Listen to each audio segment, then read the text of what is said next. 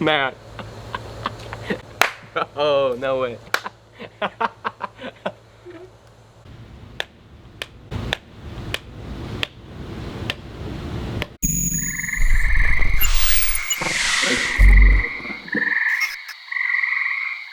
I think he's rolling. Are you rolling, David? Are you rolling? Are you rolling, David? You want quality content?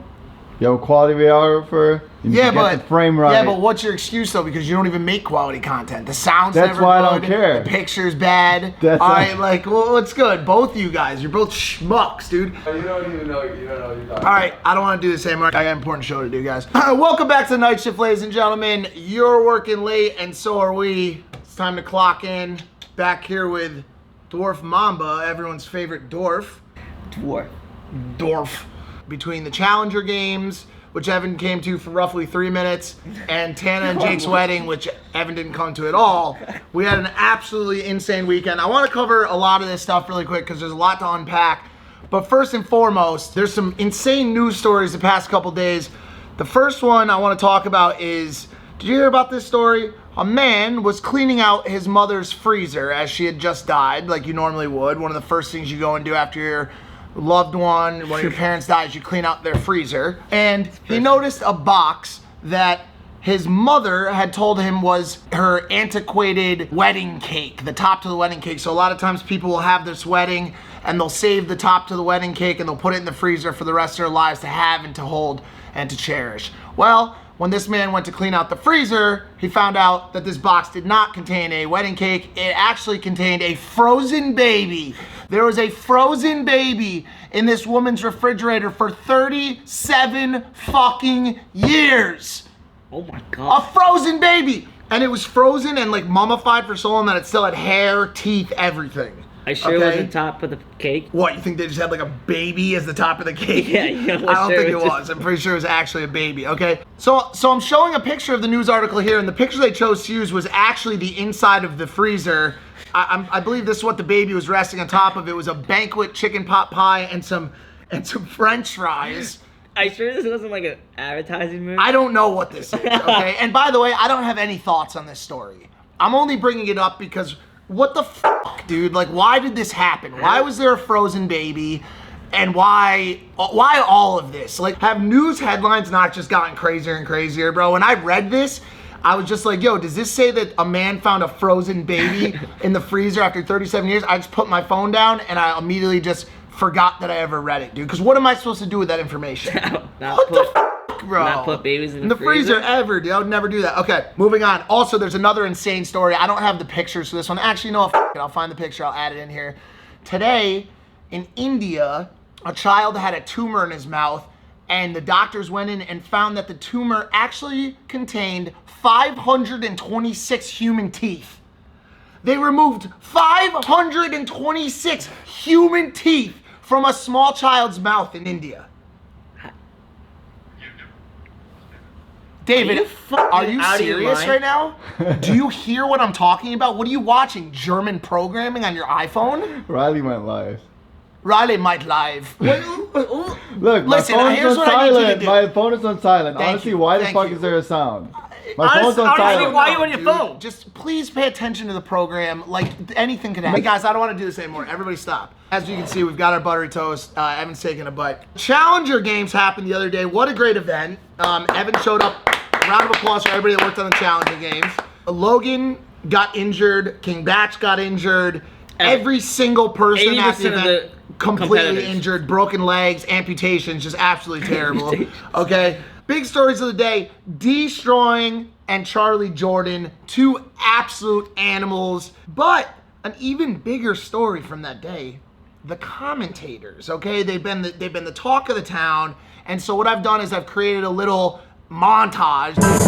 Logan turns directly into a robot, it looked like there. Yep, he's a robot. We need her out of the way. There she goes. She's pulling off exit 13. I'm sure there's a Chick-fil-A over there or something. My goodness, the security risk is back on the track. If you could move a wall on wheels somehow, that would be Bradley Martin. This guy just can be punched over and over and over again, hit with large hammers, anything. He just doesn't feel anything. He's just a massive humanoid cyborg monster. And he looks like a cruise ship that somehow got stuck on land. I've never seen a cheeseburger run before. And the cheeseburger's down. Got some people watering what seems to be some sand over here. Great shot. Who knows what will grow out of there? Cantaloupe plant, root vegetable, a potato of some sort. So that's actually for the long jump. They're softening up the sand as we of course. Speak. Everyone around him just looks absolutely terrible. Just a real tragic situation for everyone except for Destroying. I believe now Destroying has collected more checks than Happy Gilmore. That girl is a freaking lightning bolt. I'm like really hyping yourself up, huh? Well, how did you know it was me that was the commentator? Well, who else sounds like this on the commentator's voice? And who else is funny as hell like you? That said, You're I welcome. have had some, thank you, I've had some people reaching out to me already for more commentating gigs. Supposedly I'm going to be commentating a boxing match coming up in LA in the next couple months. It wasn't broadcasted, but I single-handedly jumped over myself. You jumped over yourself. Yeah. Like the How- hurdle? You jumped over a hurdle. Hurdle that was like up to here to me, though. Yeah, but you can't just interchange the hurdle and yourself. Yeah, but because it's what like- happens if one day you come home and you're a hurdle? Like, I would notice the difference between the two. Yeah, but that's not what I'm getting at. There were some people who had some shit to talk about the Challenger games and how it went. Just 3 hours of the internet's biggest twat. Just sort of running around on a field, chasing clout. Literally chasing clout. And 1 second, I just need to slap this small Asian child with a fish. Oh, not this twat. Oh, for fuck's sake. Oh, God. Ooh. Sex trafficking. Oh, she smashed it. So, pretty normal shit coming out of the UK. Not knowing what they're saying. No idea. I don't even really know what that guy just said. All I do know is they're not making content. They're just taking our shit and talking about it. So at the end of the day, who gives a f***? All right, on to the next story. There is even bigger news from this weekend.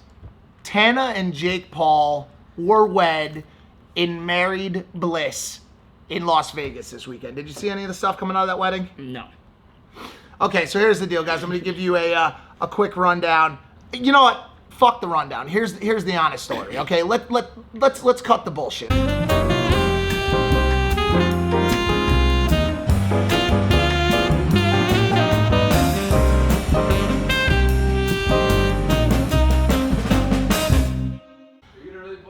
Yes, I'm really gonna put this in. Other than that, great event. Wow, what a wedding. Well put together at the event. There's some nice snacks. Like, I'll give them like a 6 out of 10 on the catering. It wasn't the best food. They put watermelon together with scallops.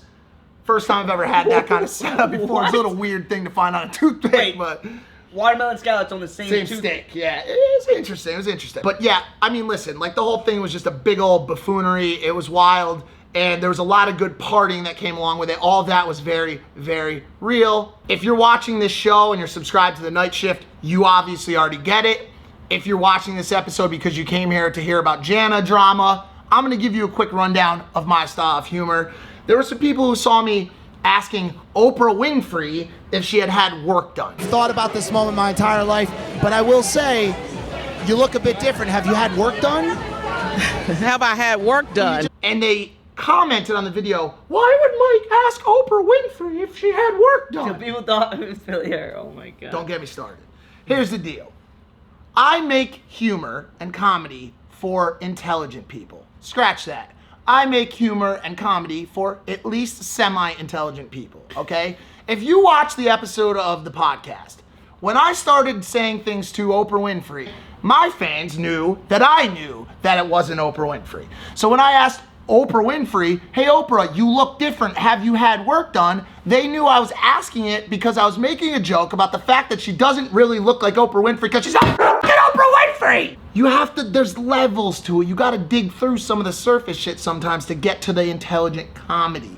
People like us in this room, they get it because there's some smart people, except for David. Listen guys, if you're following along with me, I love you. You're smarter than you think. Subscribe to the Night Shift. David's telling me to wrap this segment up.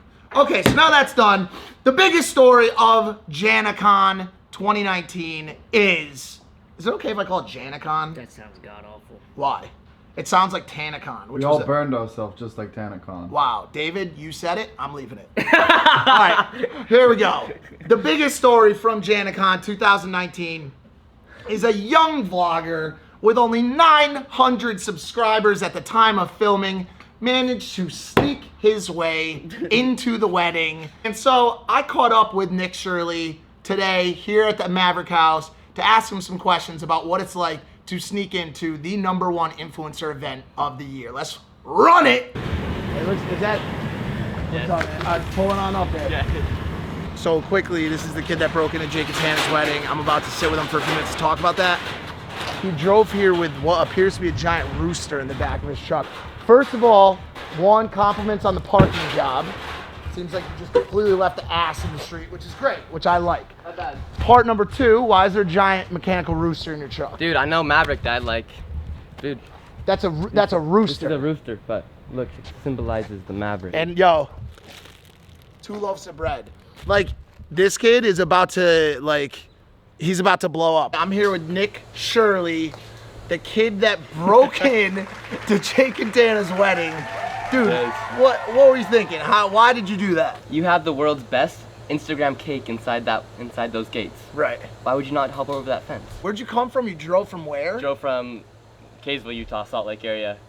Shout out Salt Lake, shout out Utah. Was there like a plan? Was there a strategy, or did you just pull up and wreck? Like, what was the deal? Not really, no plan, dude. We got over there, we're trying to figure out a way to hop over the fence. No security or anything, hopped right over that, and then nobody noticed. And you'd think, like, for a wedding of that proportion, there would be some level of security, right? Oh, and yeah. What would you describe, like, scale of 1 to 10, how would you rate the security at the event? Probably 3. I mean, I was dapping them all up at the end. Who was the first influencer you saw? I think it was you. Oh, it was. I saw you and you had the big old thing of like vodka or something walking around. I had the last bottle of tequila in the whole party, and I was walking around with it cradled like it was my child. Who were you most excited to meet, and who seemed like the most genuine of the crew? I would say Logan. Once I met Logan inside the reception after we snuck into that one was unreal for me because I'm like a huge fan. Like I've been watching like he's inspired me to do all my YouTube and stuff. When I saw him and then I talked to him, like that was incredible. Was he what you were expecting in real life? Dude, like, he was better if I'm being honest. He was way bigger. I was like holy cow. And then he was so chill and like so sincere with me. I felt like it was awesome. Was there any influencers that you met that like weren't super cool? King Batch was a little smaller. King Batch was a little bit smaller? Dude, King Batch was the only one I was scared to talk to. If I'm being honest. He had like girls on him and stuff. I was scared. He's got that aura around him. He's King Batch. He's the awesome, king, dude. Shout out King Batch. He'll be on the show soon enough. And so the craziest thing I saw is that you actually rode the party bus. The producers thought we were the photographers when we pulled up. You didn't go to the club after, right? To Chaos? No. How old are you? I'm 17. 17 years old, dude, all right? And I saw your video, and I was like, you know what? This is funny. I'm going to share this out. I retweeted it, post on my Instagram. Thank you so much for doing that. Of course, bro. Bro, by the way, is the marriage real? I'm going to talk about this on the episode, or by the way, I probably already talked about this. Why don't you tell me if you think the marriage is real? I think it is real. They seem like they really liked each other when they were at the reception. It's chill. And then... What about the fight? That was a little weird. I didn't make it there for that, but when he didn't get the chance to kiss her because of the fight, I don't know if that was something to do with it, if I'm being honest. I don't know what's going on with it right now, with it, Jake being in Ibiza and her being with family problems, which I don't know what's going on. And then the Snapchat stories, he's with Mary Bear and someone else after. Dude, I mean, he said it. I'm just sitting there listening. When I met Tana, she was the most sincere person I think. Really? Out of everyone. She thought I was like homies when I was there. You crushed it. I'm a fan of you now, dude. I'm happy that you did that, and thanks for coming to the house. Thanks for hopping on the show for a few minutes to talk to the fans. And I'm sure more will reach out to you after. So why don't you plug your YouTube, plug your socials. Go subscribe to Nick Shirley, NickShirley, and then my Instagram's Nick Shirley. Gonna head back to the night shift for more fun in the studio. Thanks a lot for coming on, brother. Yeah. Shout out Nick Shirley. You're a good kid. Keep it up. Just don't ever try to do that to the Maverick House because you will. Don't say that. Evan's saying I can't say that. We'll redact that. Just don't sneak into the Maverick House because you will be given a horrible Charlie horse. Finally tonight, guys, if you follow me on Instagram at HeyBigMike or on Twitter at Mike Majlak, you know about my infamous Mike's Movie Reviews. Welcome to the first ever Mike's Movie Review here on the night shift. Last night, I was invited by the very gracious Universal Studios to see the premiere private screening of Hobbs & Shaw, which is the newest installment of the Fast and Furious series. I've not seen a Fast and Furious since Fast and Furious 1 back in 1998, so honestly, I didn't really know what to expect. But they did tell me that there was going to be free alcohol and the little hot dogs inside the little buns. What are those things called? Pigs in a blanket? Pigs in a blanket. And so I knew that there was going to be tequila and that there was going to be some snacks. And I'll show the picture right here. I brought the girl with the red hair that I threw the shot glass at JanaCon 2019 from the Impulsive set. She came. Her name's Olivia. Real cutie. Definitely wifey material. We did not hook up on the first night, which means she's got a lot of life left to live. So here's the deal. Hobbs and Shaw. Great cast. A lot of cheesy one-liners. Some surprise guests. I won't ruin the surprise guests, but all of that was to be expected.